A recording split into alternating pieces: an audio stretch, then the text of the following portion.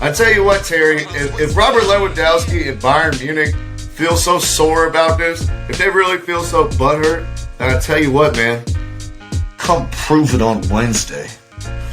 Because they got an opportunity, square it off, Terry, Bayern against Barcelona, 3 p.m. Wednesday. We're going to be calling the game on Colorcast. Yep. This is must win for Barcelona. If they do not win this game outright, they do not advance in the Champions League unless they get lucky and whoever the last place team in the group beats Benfica like 4-0 or something. Yeah. It's Besiktas, who has, I think, 1 point. Actually, they may not even have any points. I'll check on the standings real quick. Why don't you go ahead and let them know why this one is important? It's not just because of Lewandowski is going to be his revenge, because he's about to get to his revenge. This is the official endpoint to an era in Barcelona, and the official time where people need to take this as a time of reckoning. There's no excuses you can make when you have to look in the mirror and say we're not in the Champions League, and we were valued as the the club as the most worth. There was not a bigger club in the world. And for a decade, Barcelona became synonymous with not just winning, but the idea of how soccer should be played and how it should look. And they weren't just synonymous with winning, but it was almost like there was a holiness that was about the team when you describe them. It's like they were doing things the right way, the beautiful way.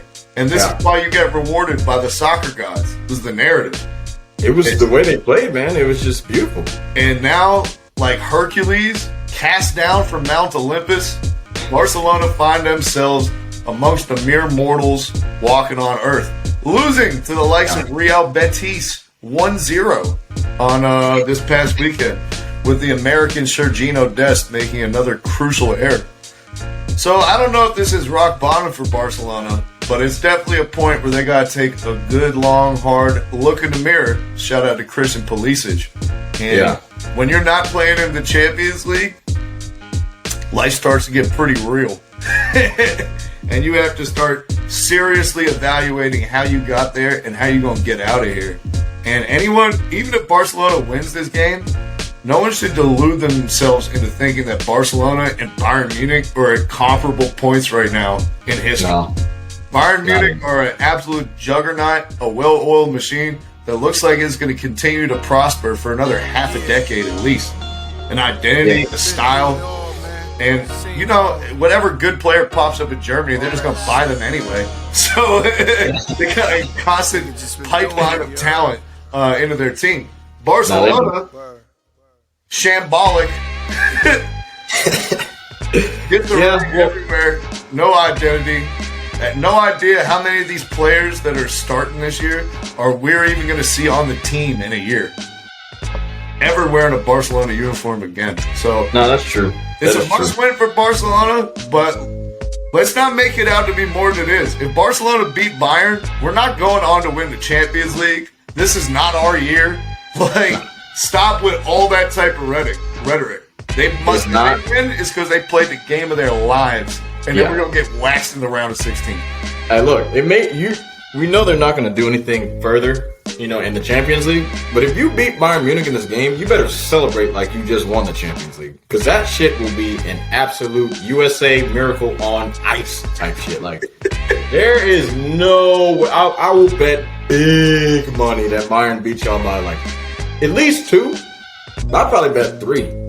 Bayern Munich is just running on full ignition cylinders. Those are pistons. They're getting fired. They're playing so well right now. They beat us by 3 goals, Terry, in the first leg, or in the first part of the first game. Terry, they didn't get out of second gear. They didn't break a sweat, and they beat us 3-0. They were not fucking trying, and they beat us 3-0. It was embarrassing. Yeah, and honestly, so I said Besiktas before, but it's actually Dynamo Kiev. That makes sense. Kiev has 1 point.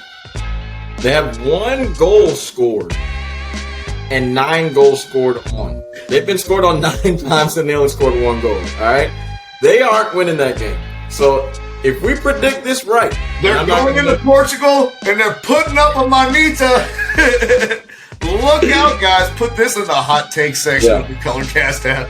Honestly, if Barcelona really wants to get out of the Champions League, they have to tie this game or they have to win. You have to, because Benfica is going to beat Dynamo Kiev. They're going to beat them. That's not a question. We have to win then. We can't tie. If we tie and they tie or win, we lose. We don't go through. It's 7-5, right? Let me look at your point differential. They beat us head to head. Ooh, yeah, you got the same goal differential. Damn, son. Yeah, y'all in trouble. Barcelona is in trouble, man. No draws. No losses. Gotta win. And honestly, the 1-0 loss to Betis this past weekend for Barcelona was actually signs of shit to come. It was a sign of thing to come. Because, like, if you look at the games before, now you guys are playing way better, of course, than what you were before Xavi got there. But there were still opportunities for y'all to lose those games in which you won by like 1-0, 2-0, 2-1. Like, there was opportunities in which we saw when we were commentating the one game, they had 2 free wide open headers. And Espanyol didn't finish. And the Barca Derby. Yeah, they didn't finish it. I mean, like, there's a bunch of games the other team could have scored and they just didn't.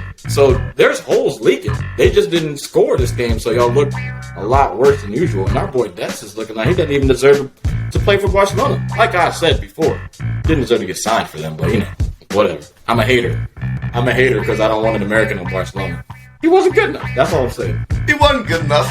But they were hoping that he's going to be like a Futures type of dude. Remember when they signed him, he was like 19 years old, bro. So, like, the thing is, like, there are plenty other 19-year-olds in the academy that we didn't put the pressure of replacing Danny Alves and coming, like, right into the first team on. He's still as old as our academy players. He just has the distinction that we paid all this money for him and has all these expectations. But compared to, like, our left back, Baldy, is like the same age as him, except just came through the La Masia. When anything that Baldy gives us, the fans are like, oh, this is great. We may have another young prospect coming through. Yeah, and if he makes a mistake, they're like, well, he's only 19. He's working for it with mercy. Sergino Dest, if he makes a mistake, they're like, he came from Ajax. He's not from one of us. He's not Barcelona quality, this, that, and other. He can't be redeemed. Guys, he's still like 21 years old. Yeah. He's still like just was allowed to start drinking. Like right in America. Continue to get better unless he's an idiot. Yeah. I mean, the kid was born in the year 2000. Like, he's young. He's a young person.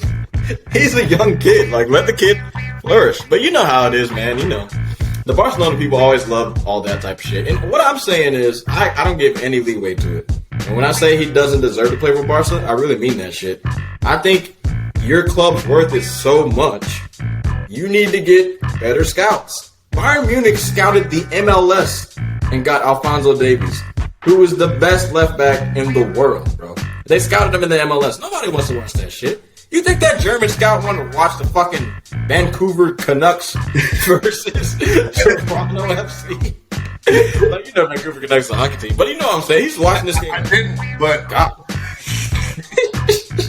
Whitecaps, Vancouver Whitecaps. I thought that the Vancouver Canucks, their rivals, were what was it? The Rhode Island. What was the team that the guy? The Rough Riders. The Rough Riders. But yeah, man, like, come on, bro. You just got to get better scouts. I have no excuse for these teams that have high budgets for their front offices. But Barcelona's front office has been in shambles for years and years and years. So it's like, it is what it is at this point. But I just expect better from your scouting team. Not only do we need to scout better talent, Terry, but we need to do a better job developing the talent that we already have and the young players that are already on the squad. Yeah, you do. Apparently, they're going to be doing that this week before the Bayern Munich game. There are reports out that Xavi had Sergino Dest do a bunch of like individual tactical sessions with him because basically he realized that his tactical intelligence is way below everyone else on Barcelona. He doesn't understand the game at the same level, and he's almost like ESL. This is like remedial soccer class for Sergino Dest. And we're going talking like speed, bud. Was he talking overall, or is he talking just defensively, or just offensively, or what? I'm sure it was overall. Overall. He's very talented, but I can tell you how predictable his play becomes when on the right-hand side. There's only so many drag step overs going to your left foot that you can do before people just sit on that shit all day or wait you to just pass it back to the midfield. Yeah. So I mean, it's just like any sport. Like, we scout you, so eventually they're just gonna know what you're gonna do, and you have to kind of switch it up. I mean, like we were saying though, he is young. He's only 21, so he's got a lot of time to kind of change up his game. And them doing this for him is only going to help him out. So I can expect him to be a little bit better coming up in this game versus Bayern. But like I said, they're losing. Hey, Terry, it's bad when say goodnight to your looking champions. at a 37-year-old Dani Alves who last played soccer in Brazil to come in and take over the starting position as soon as he's legally allowed to by the Spanish league. That's the position we're in now. Yeah, it's a problem, bro. Terry, with that in mind, let me get a score prediction for this one. Barcelona, Bayern Munich, 3 p.m. on Colorcast. 3.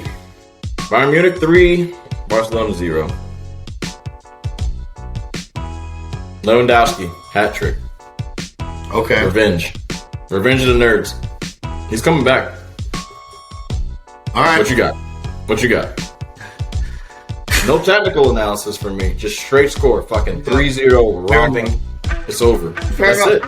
Well, Terry, since you didn't want to get into the tactical stuff, the analytical, the intelligent part of this argument, I'm not going to try to either. And I'm just going to go with the club that happens to be laying right on top of my aorta.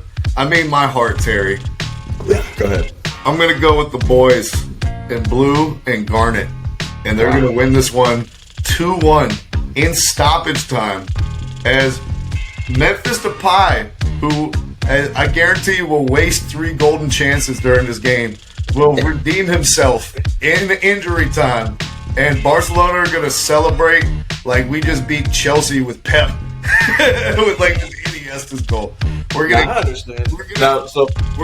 break out the recess thing from elementary school, the jamboree parachute, and we're going to put Xavi in the middle and throw him up and catch him down like we're a team of 11 firefighters, Terry. Well, here's the thing. So I think this will be the first game in which you probably are not going to have majority of the possession. So this is going to be a good look to see like what you guys can actually do. You don't have the ball majority of the time. Because also when we looked at the last game, I'm going to pull it up. I could probably say Bayern probably had 60% possession on you guys, most likely. They dominated it. 53, but if Barcelona's even on any negative side of possession, it's so shocking. It's like, if they have 40% possession, it might as well be 30. Because it just never happens. Nah, it doesn't happen. And that's why I want to see like what you guys are going to look like when you don't have majority of the ball. Like, Xavi's going to come in like, look, man, I don't care who we play. We're going to have 60% possession. This is what we do. It's like, no, if the other team has way better players than you, you're not just going to keep the ball like it's fucking recess. Like, they're going to come down your throats, and I want to see how your shamble defense is going to handle this, because it's going to be a problem. It was 3-0 before, and Coleman played a 4-2-3-1, which is a defensive formation. And you guys are playing a 4-3-3, the Xavi Barcelona way. He might have to change some stuff up, man. This might be a rude awakening for Xavi, man. This might be the one where he wakes up and becomes a better coach. Man, I want to see him get spanked on the bottom. All right, he's a little small kid. Get out of here, little boy. Welcome to the big leagues, all right? Bayern Munich's coming with the money. We're giving you $15,000 cash to shut the fuck up. Smack right in the face. They're killing you, bro. If Barcelona wins this game, when you come here on my birthday, you can punch me in the face. Guys, we have it on record. This is going to get clipped up. It's not happening. I hope you have a football helmet or something around you. Ill. All right, I'm looking at the stats for the last game, though. I'm about to finally level you up, son. I'm going to leave this royalty right in your forehead. Looking like Charlie Murphy. The Charlotte Queens. Now, I'm looking at the stats of the last game, but you can talk if you want. I mean, we're talking about counter-pressing, a team that's extremely aggressive in it. we're going to talk a little bit about it more in a minute. But Julian Nagelsmann is the coach of Bayern Munich. Super tactically flexible. They play a bunch of different formations, but their identity is always the same, no matter how they line up. They're going to be super clinical. They're going to be confident in possession. And as soon as they lose the ball, they're going to try their best to regain it in 10 seconds. And a lot of the times they do. And they're hellacious with their counter press. But no, they are. They're also a team that's comfortable defending. And if they don't have the ball, they're not going to panic. Like Barcelona may allow 10 opportunities a game for a counterattack, and that's enough for them to shit their pants 8 times. Bayern Munich is we could have 25 waves that we'll just survive and slide into the correct place on and have everybody drilled defensively and mentally disciplined. Yeah. Well, the only thing I'll say is... Oh, sorry. No, go ahead. Usually when teams try to press Barcelona really high up the field, that plays into Barcelona's hands. Most people think they can do it, but they can't. And Barcelona still, even though they have forwards that aren't the greatest finishers right now, their midfielders are terrific ball progressors, and they're pretty press resistant. I mean, Frankie de Jong is hard to get the ball off him. Pedri is hard to get the ball off him. Gavi looked like an improved version of Marco Verratti every time he puts on a Spain jersey, and it's super slippery in the midfield. So this is one thing I think actually could work to Barcelona's favor, is if Bayern Munich overextends themselves and tries to go with this aggressive style winning the ball back, they could actually get caught with a ball or two in behind. There's no need for them to actually take those risks. If they play Barca straight up and they're we're just going to make you out tiki-taka us and break down a defensive block that's well organized, then they're going to win. But if they go out there and they try to press Barca all over the field and try to get all these counter-attack goals and show off this Gengen pressing that they've made so famous in Europe, I could see Barcelona catching a sneak joint, especially when you need to make the chances as easy as possible for Memphis Depay to finish them. And there is no easier chance than when there's 40 yards of space behind your back line. Hey, man, you can do all this positive, optimistic momentum thinking that you want to do, all right? Name 4 guys in which it's hard for them to get the ball off of. Well, guess what? There's 6 other guys on the field, all right, that are passing the ball around. And those 6 other guys don't have that nice-ass, really hard to get the ball off of them field. They ain't that good, all right? All you got to do is force it to one of them dudes and you're going to lose the ball. Behind his back at your throat, all right? The one thing I'll say, looking at the other game, you played the stupid shit. You did a 3-5-2. All right, so it was a Coleman 3-5-2 when he didn't really... Special. He was trying to figure out his team. He was like, I don't know what I got. I really don't know what to do. I'm going to just throw 3-5-2. So, I mean, that was a different look. I will say, even though the possession stats, which we look at for Barcelona, usually and Bayern, because they like to have possession too, it was 52-48. Congratulations, cool. But you guys didn't have a shot on target. You shot it 5 times, but there was no shots on target. It was complete domination. I mean, who am I telling? You watched the game. You know what happened. Terry, who were the 2 strikers playing in that game? In the last game, you had Depay and Luke de Jong.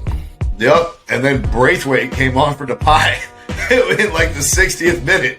And I watched Martin Braithwaite and Luke de Jong lead the line against Bayern Munich is what I watched with my 2 eyeballs that are in my head, Terry. No, it doesn't say that. It doesn't say that in the substitutions, but we're not gonna watch this again in the second leg. All right, Luke. Oh no, we're watching it. There'll be one De Jong on the field. All right, and his name ain't gonna be Luke. It's gonna be that kid Frankie. All right, Frankie. All right, man. Good luck. So that's all I'll say is good luck. See what happens. This is a clash of styles, man. The classic tiki-taka possession against the Gengen pressing. Thank you for listening to our podcast this evening. Thank you. You're far too kind.